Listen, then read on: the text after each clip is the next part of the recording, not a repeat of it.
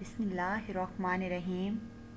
अस्सलाम वालेकुम students, how are you? It's AMS high school students. I hope you all are fine. Students, open your maths books. It's class 3, lecture number 10, page number 30. Students, today we are going to discuss topic of multiplication. It's unit number 4.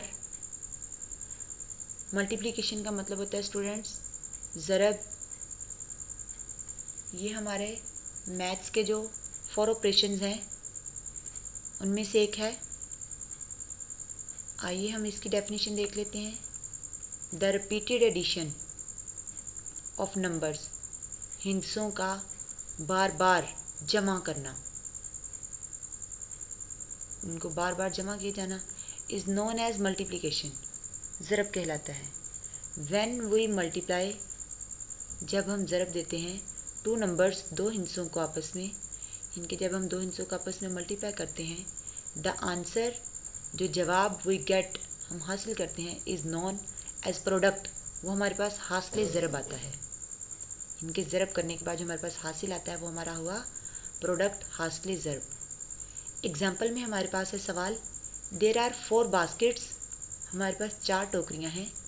Each basket has 3 oranges, हर टोकरी में 3 माल्टे हैं। Find the total number of oranges, तो total number of orange हमने निकालना है। Students, एक चीज़ का ख्याल रखिएगा कि जब हमें किसी एक चीज़ की कीमत बताई जाती है और हमने ज़्यादा की मालूम करनी होती है तो हमारी वो प्रॉब्लम मल्टीप्लाई की होगी। जैसा कि अब उन्होंने हमें यहाँ पे बता दिया कि हर बास्केट में 3 जो हैं वो ऑरेंजेस हैं। अब आप बताएं कि 4 बास्केट्स में कितने ऑरेंजेस होंगे। ठीक है, तो हमने 4 को 3 के साथ क्या करना है, मल्टीप्लाई करना है।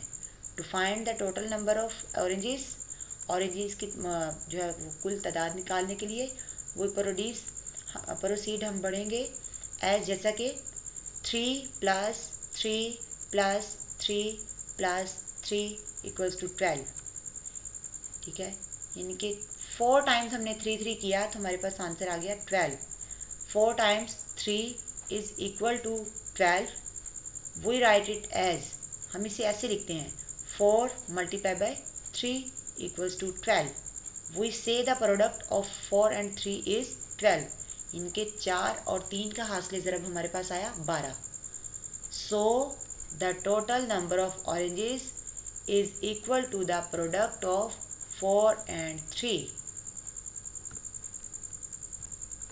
स्टूडेंट्स, आइए अब मल्टीप्लाई के क्वेश्चंस की एक्सरसाइज को देख लेते हैं। यहाँ पर हमारे पास multiply the following by using mental strategies of tables, इनके हमने अपने दिमाग को इस्तेमाल करते हुए, पहाड़े पढ़ते हुए, टेबल्स जो हैं उनका इस्तेमाल करते हुए हमने इन क्वेश्चंस को सॉल्व करना है। जैसा कि यहाँ पर हमारे पास 8 क्वेश्चंस हैं, इनमें से एक सवाल मैंने सॉल्व किया हुआ है जिसमें है 4 × 6। तो हमने 4 का टेबल 6 तक पढ़ना है। चाहें तो आप 6 का टेबल भी 4 तक पढ़ सकते हैं। आंसर हमारे पास सेम होगा, 4 × 1 = 4, 4 × 2 = 8, 4 × 3 = 12, 4 × 4 = 16, 4 × 5 = 20, 4 × 6 = 24।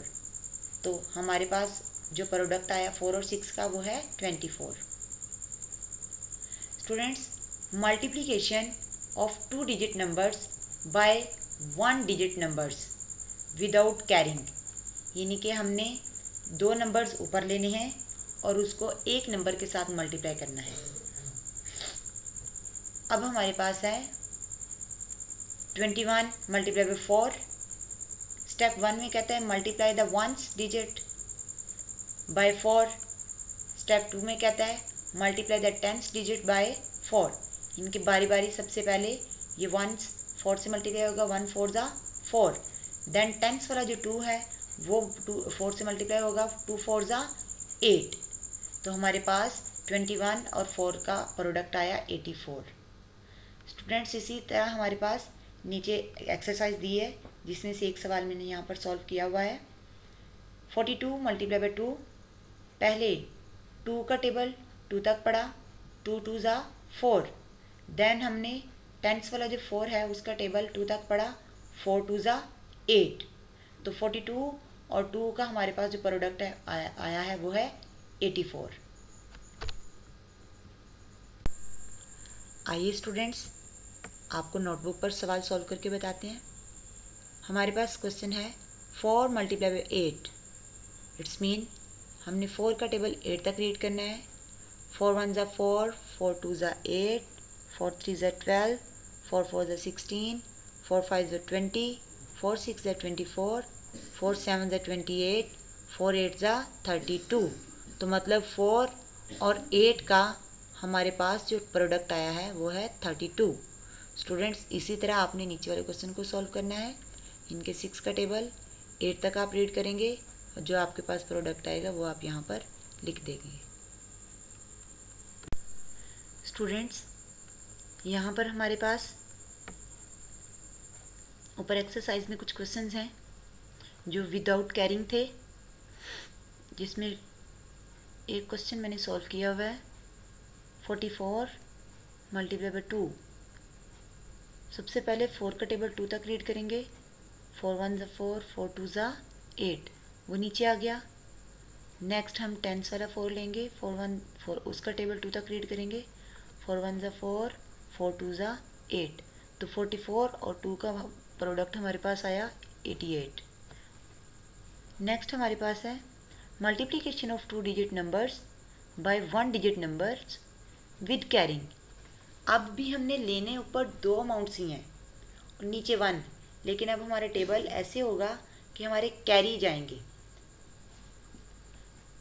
जैसा कि यहाँ पर सवाल है मल्टीप्लाई 23 बाय 6।